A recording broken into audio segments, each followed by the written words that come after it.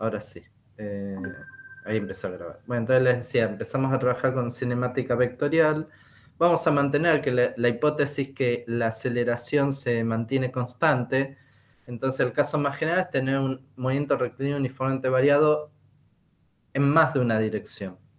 ¿Sí? Qué sé yo, como decía el otro día, ¿no? La mosca hace lo que quiere y en 3 dimensiones. Entonces en ese caso tendríamos que agregar 3 ecuaciones, ¿no? Una para X, una para Y y otra para Z.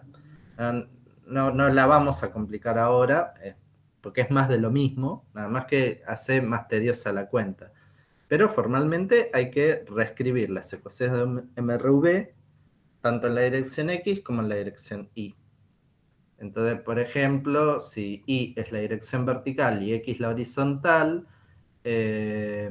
podemos decir que en condiciones normales, en la dirección vertical tenemos G y en la dirección horizontal no tenemos aceleración. Si no hay atmósfera, no hay viento, no hay nada, es razonable suponer que en A sub X vale 0 y que A sub I es G.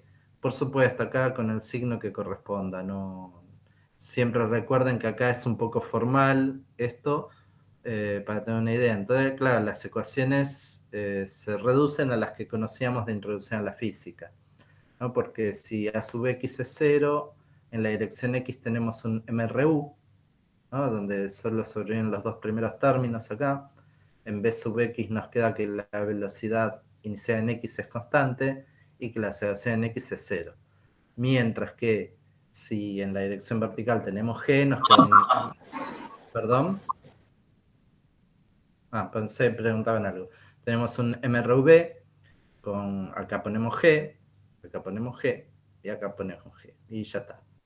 En un caso particular que tengamos un tiro oblicuo porque forma un cierto ángulo con el eje X o el eje Y, las proyecciones de las velocidades se escriben de esta manera. Eso ya lo habíamos visto. Creo que para todos esto está claro. Si hace falta que me detenga un poquito más en esto, me avisan. Si no, paso al slide que sigue.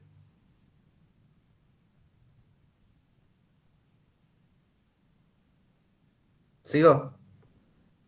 Sí, profe. Nosotros en el X vamos a la aceleración, la consideramos como 0, ¿no? Claro, en este caso particular sí. En un problema más general, qué sé yo, Puede haber casos donde... claro, tenés un avión despegando, tiene aceleración en X y una aceleración en Y. Y agarrate, tenés que calcularlo, qué sé yo. Y por ahí, ok. o sea, acá tomé el caso que recordábamos de introducción a la física, Sí. que es un tiro oblicuo. En ese caso queda así, pero no es una regla general. Buenísimo. Depende de cada problema. O sea, por eso es importante... no sé qué hice, puse a Feynman. Qué cosa espantosa.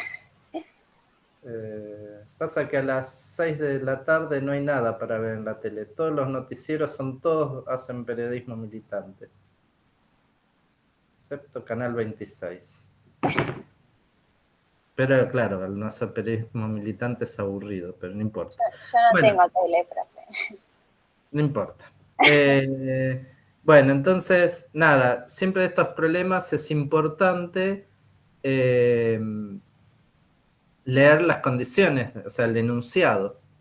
Si el enunciado dice, puede tomar que no hay atmósfera, que no hay viento y qué sé yo, reemplazar estos valores es correcto. Si me dicen, no, es un avión que está carreteando, empieza a acelerar y empieza a subir, y me tendrán que dar el dato de la aceleración, ya sea el número o la función de la posición o del tiempo en la cual dependa. Entonces, acá el problema siempre puede ser tan difícil o complicado como nosotros querramos. O como yo quiera, qué sé yo. Por ahí ustedes quieren que sea el más simple posible siempre. Y bueno, nada. Entonces, para fijar ideas, lo que quería remarcar, que bueno, si es un vector, tendrá coordenada X e Y, y un caso un poco más general que lo habitual es pensar que es un MRV en cada dirección. Y habrá que escribir quién es quién en cada dirección. Entonces, en el tiro oblicuo, con los reemplazos que hicimos acá, la parte esta de acá en el slide 1, lo reemplazamos en las ecuaciones de movimiento y nos queda esto, que es lo que ya sabíamos de toda la vida. Entonces con esto, bueno, resolvíamos un montón de problemas. Y a partir de eso también podemos hacer algunos análisis desde un punto de vista más matemático y a ver eso qué nos puede dar como, qué sé yo, como información extra, ¿no? O sea, la gracia de esta materia que ya tiene un grado de formalidad un poco más avanzado que el de introducción a la física, y ustedes tienen herramientas un poco más sofisticadas desde el punto de vista de la matemática, es que acá uno puede generar siempre un ciclo virtuoso, ¿no? O sea, uno tiene las ecuaciones que obtiene la física a través de experimentos, de modelización, uno hace una hipótesis, prueba si andan bien o no. Si andan más o menos bien, después uno puede, desde un punto de vista matemático, sacarle jugo a estas ecuaciones y por ahí uno puede obtener información que no es intuitiva, que no es evidente y retroalimentan a la física. Y a partir de ahí uno puede hacer cosas más complejas. Esa me parece que es el gran mérito de lo que se ve en este curso, ¿no?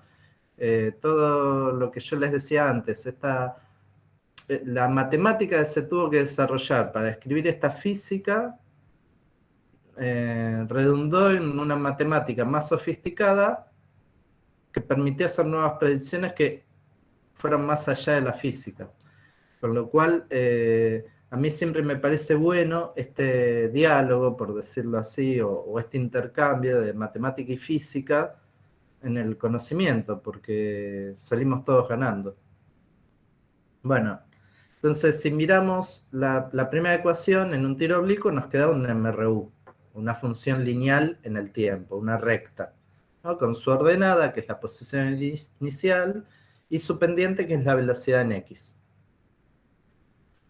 En la dirección Y nos queda un polinomio de grado 2, una cuadrática, una parábola, que dependiendo del signo del coeficiente principal, el coeficiente principal era el factor que multiplica el término cuadrático, ¿no? ¿Se acuerdan de eso? O sea, acá tengo como se dice, un factor independiente. Acá tengo un factor multiplicado por el término de orden 1, porque el t está elevado a la 1. Y acá tengo un coeficiente que multiplica al término de grado 2 en el polinomio, ¿no? Que va como t cuadrado. Por supuesto, uno puede expresarlo como un polinomio explícitamente haciendo todas las distributivas que sean necesarias. En general, como uno termina eligiendo t sub 0 igual a 0, hacer ese desarrollo es medio al cohete. Se hará cuando sea necesario, pero si no es necesario, no vale la pena trabajar de más.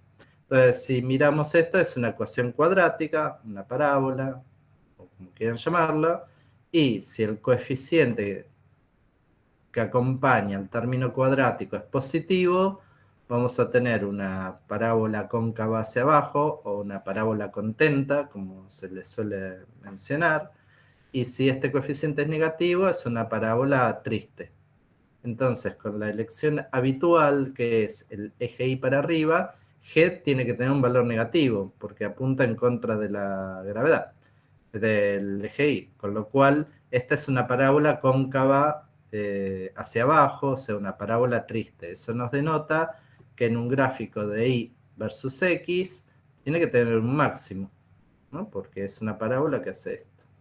Ojo, hace esto en un gráfico de Y versus T, ¿no? Porque acá tengo Y que depende de T, y acá estoy dibujando Y versus X. Una pregunta que yo me hago es si Y de X será también una parábola. Y, o sea, si yo estuviera ahora en el aula, estaría jugando con hubiera dibujado una parábola en el pizarrón y estaría jugando a ver si le invoco que la tiza haga la trayectoria de la parábola. O sea, creo que todos tienen esa imagen mental, ¿no? De ese juego que solemos hacer cuando explicamos tiro oblicuo. Entonces, haciendo ese jueguito experimentalmente, Y versus X me tiene que dar una parábola, pero acá tengo Y versus T. Entonces, bueno, ahí empezamos a analizar eso, ¿no? O sea, bueno, el dominio de la función, si no me indican nada, son todos los T pertenecientes a los reales. la imagen en X son todos los reales, la imagen en Y, bueno, va de menos infinito hasta un máximo. La función b de X es una constante, la función b de Y es una línea recta, lo cual está bien porque la velocidad es la derivada de la posición en cada componente. O sea, la derivada en X de una recta va a ser un número constante, la derivada en T en una parábola tiene que ser una línea recta, ¿está bien? En el tiempo, ¿no? Acá creo que se entiende bien, ¿no? ¿Hay alguna duda al respecto? No, profe. Bueno, sigamos entonces. Entonces uno puede, esto no me acuerdo a quién se lo robé, este dibujito, pero uno entonces va a tener Y versus X, esta pinta. No sé bien por qué puse estos dos gráficos, me podría haber quedado con uno, pero bueno, no importa. Entonces acá fíjense, en el gráfico de arriba hay una parábola, ¿está bien? En línea colorada, que es lo que uno espera, ¿no? Si revolea la tiza por el aula, va a describir más o menos una parábola. Hacia abajo, porque G apunta hacia abajo, la parábola está triste, ¿no? Acá tengo la carita triste, la sonrisa triste. Va, no es una sonrisa, ¿no? Gesto de cara de culo, básicamente, ¿no? Imagínense un ojito acá y otro ojito acá, entonces ahí van a tener una parábola triste. Entonces, fíjense que acá en verde hay tres vectores. Ese vector representa la velocidad en tres posiciones. Eh, la condición inicial es que es un vector. Si uno hace la proyección trigonométrica, si este es el ángulo alfa, el lado adyacente es el coseno y el lado opuesto es el seno. A mí a veces me gusta decir proyección en altura y la sombrita, que sería la proyección horizontal. Entonces, esto nos da la dirección del vector velocidad y acá está su descomposición. Esto mismo lo podemos hacer acá el ángulo será otro, pero fíjense que siempre la velocidad tiene que ser una línea recta rasante en un cierto punto. Justamente, pues la recta tangente a un punto. Eso es la definición de derivada, básicamente. Acá también, ¿no? Acá es justo horizontal porque estoy en el máximo. Entonces, si va para allá, la línea recta apunta hacia la derecha. Si el tiro fuera al revés, bueno, apuntaría a la izquierda, pero lo tiramos de izquierda a derecha, así que no. Y bueno, como todo lo que sube tiene que bajar, ahí tenemos la flechita apuntando para abajo con un cierto ángulo. Tomamos tres puntos arbitrarios, fíjense que este no es igual que este, ¿no? Entonces, ¿qué datos yo puedo obtener? Bueno, en la altura máxima, el vector velocidad es horizontal. Si el vector velocidad es horizontal, quiere decir que la componente X del vector velocidad es cero. Si fuera un tiro vertical, y diríamos que la velocidad es cero. Pero esto no es un tiro vertical, es un tiro oblicuo. En X se sigue moviendo todo el tiempo. Entonces, en la altura máxima, la condición que tengo es que la velocidad en Y es igual a cero. La velocidad en X es siempre la misma porque es un MRU. Un error típico de final, cuando los apuro tanto en introducción a la física como en mecánica como en física 1, es ¿cuánto vale la velocidad en el punto de altura máxima? Me dicen cero, falso, listo, vuelva a la fecha que viene. Porque siempre están pensando en el tiro vertical, pero esto es un tiro oblicuo. Acá la única componente de la velocidad que se hace cero es la I, pero la velocidad sigue valiendo algo. Es mínima la velocidad, pero vale, algo vale, porque si no, no seguiría para adelante. Y bueno, y lo que pasa también antes y después del punto máximo de la parábola es que la componente I de la velocidad cambia de signo. Dicho de otro modo, estaríamos en el punto máximo, estamos encontrando el cero de esta función lineal. ¿Vamos bien? Sí, profe. Sí, sí, profe. En el dibujito de abajo está esquematizado eso, ¿no? BI igual a 0. Y también, sobre todo cuando el análisis histórico viene de la industria militar o de la ingeniería. Cuando uno tira proyectiles, ¿cuál es su alcance? El alcance es básicamente desde que lo disparo hasta que vuelva a tocar el piso. En general, la fácil es tomarlo simétrico, cuando sale del piso y vuelve a llegar al piso. A esa distancia se la suele llamar alcance. Y claro, hay distintos alcances, no todos los alcances son los mejores. Digo, por ejemplo, pensemos en un tiro libre, porque justo estoy viendo que están pasando partidos de fútbol en la tele. Si un jugador de fútbol patea la pelota para arriba, va a describir una parábola. Pero cuando caiga va a caer muy cerca de donde él la pateó, ¿no? O sea, tira bien para arriba, en línea vertical, va a caer prácticamente en el mismo lugar. Si la tirara justo vertical, cae en el mismo lugar. De ahí el alcance sería 0. Ahora, si hace un tiro rasante muy cerca del piso, ¿no? O sea, quiere hacer un pelotazo alto, pero la pifia. Y la hace bien rasante, también el alcance es bajo, porque si la haces muy cerquita del piso, esta parábola es muy aplastada y toca enseguida el piso.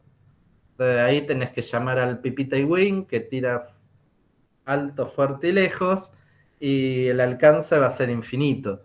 Pero así todo, para el Pipita y Wayne hay un tiro que va a ser de máximo alcance. Pues si lo tira muy para arriba, le va a caer antes. Si lo tira muy para abajo, también. Entonces tiene que estar más o menos en el medio. Entonces cuando uno pega un patadón en un ángulo intermedio, el alcance es máximo. Bueno, por simetría se ve, ¿no? O sea, si lo tiro muy cerca de 90 grados, la pelota hace esto. ¡Puc! Si lo tiro muy cerca de 0 grados, la pelota hace esto. Ahora, si lo tiro a 45 grados, va a ir más lejos. Esto es una propiedad de las parábolas. Para dos ángulos distintos van a tener los mismos ceros. O sea, si yo tiro a 10 grados, va a ser lo mismo que si la tiro a 80 grados. Si tiro a 20 grados, va a ser lo mismo que si la tiro a 70. Hasta que 45 es el alcance máximo. Ojo, no quiere decir que las alturas sean la misma, sino el alcance. ¿Vamos bien hasta acá? ¿Se lo imaginan a eso? Sí, profe. ¿Sí? ¿Seguro? La idea es fácil, está trabajada en Introducción a la Física, pero no está de más contarlo. Bueno, entonces, lo que nos está faltando mostrar acá, que la trayectoria es una parábola. ¿Cómo defino yo trayectoria? Es para una determinada, es una función y que dependa de la variable x, a diferencia de lo que tenía acá. Yo acá puedo hacer gráficos de x dependiendo de la variable tiempo o de y dependiendo de la variable tiempo. Entonces eso me va a dar cómo evoluciona la coordenada y en el tiempo o cómo evoluciona la coordenada x en el tiempo. Pero por separado no me dan información de dónde marchan por el espacio. Entonces, si yo quiero saber cómo marcha en el espacio, yo tengo que encontrar la trayectoria. O sea, para cada y saber qué x le corresponde. Entonces, el jueguito acá es despejar el t de la ecuación de arriba, o t menos t0, ¿no? Es fácil, paso el x0 restando, el b0x dividiendo, y donde diga t menos t0 acá, reemplazarlo y ver qué me da. Claro, si hago eso, en la ecuación de y desaparece la variable t y aparece la variable x. Un truco parecido al que hicimos el otro día con las ecuaciones diferenciales. Entonces, bueno, hago lo que dije. Si queremos y de x, bueno, de la función x de t despejamos el tiempo. ¿Sí? La primera ecuación, todos ok. Se entiende el despeje, pasé el x0 restando y el b0x dividiendo. Sí. Una vez que hice eso, voy y lo meto en la ecuación I de t, donde dice, bueno, I0 no pongo nada, B0 tampoco, pero acá decía t menos t0, pero en vez de poner t menos t0, pongo esto. Y acá, en vez de poner t menos t0 al cuadrado, pongo lo mismo de acá, despejado al cuadrado. Y bueno, eso después se empieza a trabajar un poquito. Una cosa que, como acá la dependencia en el tiempo desaparece, por ahí es incómodo poner el t acá, no nos interesa. y acá sería incorrecto dejarlo. Entonces ponemos que ahora y depende de x, porque hice desaparecer el t explícitamente. Y claro, acá se ve claramente, ahora podemos ir a la ecuación de abajo, pero antes de ir a la ecuación de abajo, en esta tercer reglón, no sé, ¿vale la pena que lo agrande o lo ven bien? Se ve bien, Se ve profe. bien, profe. Bueno, en el tercer reglón ya claramente vemos que tenemos de vuelta un polinomio de grado 2, pero no en el tiempo, sino en x. Entonces ahora sí tenemos un polinomio de grado 2 es una parábola. Y ahora tenemos una parábola, pero no en el tiempo, en el espacio. Entonces acá demostramos que es una parábola. Bueno, dependiendo cómo le pongamos el signo G, es hacia arriba o hacia abajo, con el sistema de referencia que estamos usando, es una parábola cóncava hacia abajo, con lo cual es este dibujito de acá. No hay ninguna duda. Después eso se puede trabajar un poquito. Por ejemplo, yo sé que B0i es B0 seno de tita, ¿no? O de alfa. B0 seno de alfa, ¿no? La coordenada i de la velocidad es la velocidad inicial por seno de alfa. Sí. Y la componente x de la velocidad inicial es B0 coseno de alfa. Entonces, arriba tengo B0 seno de alfa. Abajo B0 coseno de alfa. B0 con B0 se va. Me queda seno dividido coseno. Y el seno dividido coseno me da la tangente. Acá, bueno, creo que cambié el nombre de la letra. Ah, no, el dibujo dice alfa, pero acá en la ecuación dice tita. Entonces, si hago el de arriba, el de abajo, perdón, dividido el de arriba, B0 con B0 se va, seno dividido coseno queda tangente. ¿De acuerdo? Este de acá. Sí. Y este otro, bueno, queda una expresión un poco más fea, qué sé yo. Me queda esto. B0 es X, es B0 coseno de tita. A mí me gusta dejarlo así, pero bueno, no importa, es un detalle. Pero acá también hay, bueno, esto me da la concavidad de la parábola y esto me da la tangente de la velocidad. Muchas veces, cuando uno hace líneas rectas, lo que le interesa es la tangente del ángulo. O sea, esa es una manera alternativa de calcular las pendientes. Acá aparece todo junto. Bueno, queda lo que queda. Y entonces ahora uno puede meterlo en una planilla de cálculo, en una calculadora científica, esas que son más inteligentes que las calculadoras científicas comunes, o en una compu, escriben esta función, le dan el ángulo inicial, la velocidad inicial, la de g, y pueden sacar una curva como esta. Puede ser un ejercicio divertido para alumnos inquietos de secundaria que a veces dicen, y puedo hacer algo más. Bueno, le pueden dar esto como tarea. Alguna vez lo he hecho. Bueno, que lo haya hecho no quiere decir que haya sido exitoso. Siempre algunos se engancha y la mayoría no. Pero bueno, a veces lo valioso es el que se enganchó y el resto veremos con qué lo enganchamos después. Y bueno, entonces, esto es cómo probar que la trayectoria es una parábola y cómo sacar una ecuación explícita derivada de las, no derivada en términos de la derivada, sino derivada en términos de deducida de las ecuaciones de acá arriba. Y ahí tenemos la trayectoria. Y nos faltó hablar del alcance. ¿Qué era el alcance? Bueno, el ejemplo más fácil, vamos a suponer, es cuando llega a la misma altura de la que salió. Estrictamente, si salió del piso, cuando vuelve a llegar al piso. Es medio más o menos esta definición, porque alguien me puede decir, no, yo tengo un cañón que está a 1 metro de altura. Para mí el alcance es desde que sale el cañón que está a 1 metro de altura hasta que llega al piso. Bueno, está bien. Otro me puede decir, no, yo quiero que pase una pared de 3 metros. Entonces para mí el alcance va a ser otra cosa. Como para uniformizar, Por ahí lo que conviene es decir que alcance es cuando sale del piso y llega al piso. O dicho de otra manera, cuando sale el I final coincida con el I inicial. Si es 0, mejor. Entonces, si hacemos eso, bueno, lo que se tiene que cumplir en la ecuación de I es que I valga 0, ¿no? O sea, que esto se cumpla, que sea 0. ¿Qué quiero decir?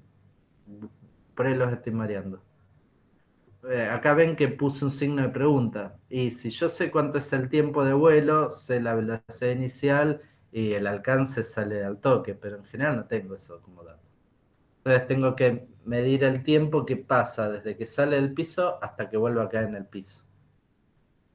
Y bueno, eso con un cronómetro lo puedo hacer, con buena vista o una cámara. Pero también se puede sacar de manera analítica. Si yo planteo que el I final tiene que ser igual al I0, si los paso restando, me da 0, ¿no? Me queda que 0 es igual a estos dos términos. ¿De acuerdo? Sí, profe. Buenísimo. Si alguien se está perdiendo porque hablo mucho, bueno, voy a seguir hablando mucho, pero me puede pedir que repita. Profe, y en caso de que el I sea otro número, en vez de poner Y 0, ponemos el que corresponde. Y cuando hagas la resta de I final menos I0, esto no te va a dar 0. Te va a quedar otra cosa. La gracia es tratar de que coincidan, pero si no coinciden, no coinciden. Entonces, puedes tener válida. Si te dicen el alcance a secas, es hacer esta cuenta que está escrita acá. Si Ok. te dicen el alcance desde que el proyectil salió a 2 metros de altura y tiene que llegar a una altura de 10 metros, bueno, tendrás que hacer, no te va a quedar justo esta cuenta, te va a quedar una cuenta parecida, te va a quedar una cuadrática, tenés que usar la fórmula de Bhaskara, b cuadrado más menos la raíz cuadrada de b cuadrado menos 4ac dividido 2 por a, y si no te quedará esta. Esta es más fácil, si el I final con el I inicial coinciden, cuando los paso restando da 0. Si vale 0, es idénticamente 0. Visto así, está bueno por una cosa que siempre hacemos, ¿no? O sea, uno cuando ve una cuadrática se tiende y dice, hago la fórmula de Bhaskara. O sea, todos saben cuando hablo de la fórmula de Bhaskara. AX cuadrado más BX más C igual a 0, ¿no? Sí. No sabía que se llamaba así, pero sí la conocí. Sí, es Bhaskara con B larga y K. Era un algebrista árabe que creo que vivía hace como 1000 y pico de años. Un poquito. Sí, más o menos. En el momento de máximo esplendor del Islam, los árabes desarrollaron mucho el álgebra. Bueno, álgebra es una palabra de origen árabe, ¿no? Bueno, nada.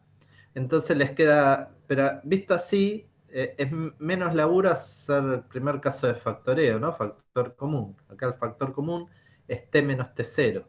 Entonces me queda t menos t0 y lo que acompaña es el otro factor, que es b0i, lo que me sobró de acá, más un medio de g por un t menos t0. Entonces acá tengo dos posibilidades, porque es una ecuación cuadrática, tiene que darme dos soluciones. En este caso me da dos soluciones que son distintas. Una es que t valga t0, ¿no? Si t vale t0, esta resta da 0, esto es igual a 0, ¿no? Ya está. Bueno, está bien, es el momento inicial. Más vale que de 0 en el momento inicial, porque yo lo tiré desde 0. Y la otra solución es cuando este otro paréntesis, que me quedó chiquito, pero que engloba a b0 más un medio de g por t menos t0, sea 0. Si esto acá vale 0, bueno, ahí tengo el otro tiempo. Y bueno, nada, si quiero despejar el tiempo, este t menos t0 es directamente el tiempo de vuelo. Si quiero saber cuánto vale el t justito, bueno, paso el t0 sumando, pero esta resta de tiempos es el tiempo de vuelo. Y me va a dar esto. Fíjense que acá para los que se preocupan siempre con que si el tiempo es positivo o negativo, los tiempos tienen que ser mayores que t0, ¿no? Porque yo estoy empezando a mirar a partir de t0. O sea que t es mayor que t0, de este lado tiene que ser positivo. Y de este lado también lo es, porque por el sistema de coordenadas que yo elegí, esto es B0 seno de tita entre 0 y 90 grados es un número positivo, B0 está en módulo, o sea que B0i es un número positivo. Y G es un número negativo, más por menos queda menos, con este menos queda más. ¿Quedó claro? Sí, profe.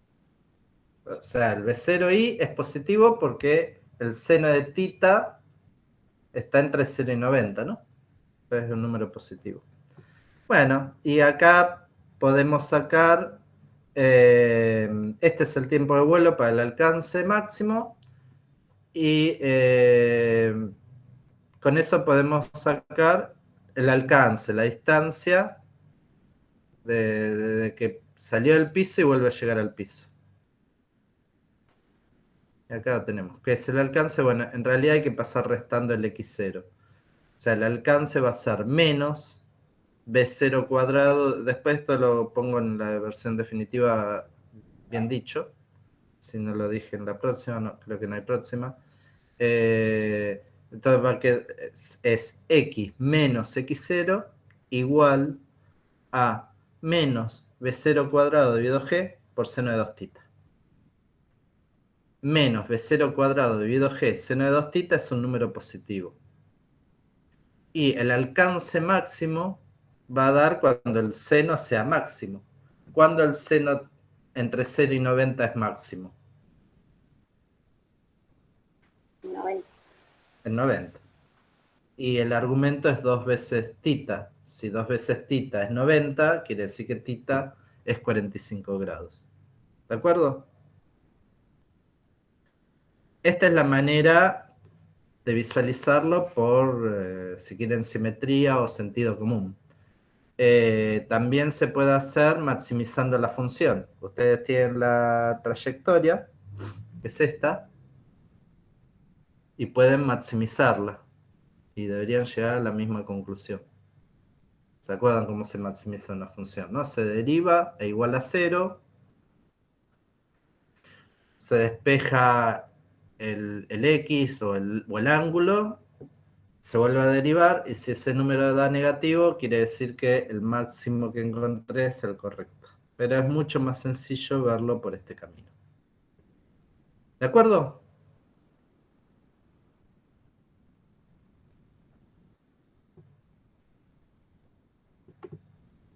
Sí, profe.